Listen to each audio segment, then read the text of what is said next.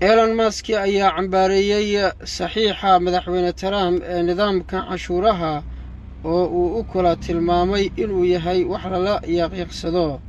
Aqalka wakiilada bishii hore ayaa waxaa ansixiyay miisaaniyadda canshuur goynta oo gaadhaysa $1 trilyan iyo qarashaad badan oo ku baxaya difaaca iyo weliba nidaamyo dowladda Mareykanka u oggolaanaya in ay amaahato lacago badan.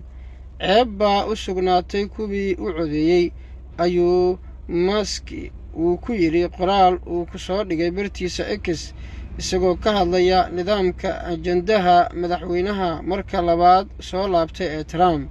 Maalqabeenkan Mareykanka ah ayaa si lama filaan ah uga tegay maamulka toddobaadkii hore kadib markii 129 maalmood uu ka shaqaynayay CIU-da oo uu u dhimo qarashaadka kooxdiisa oo loo yaqaano DOGE.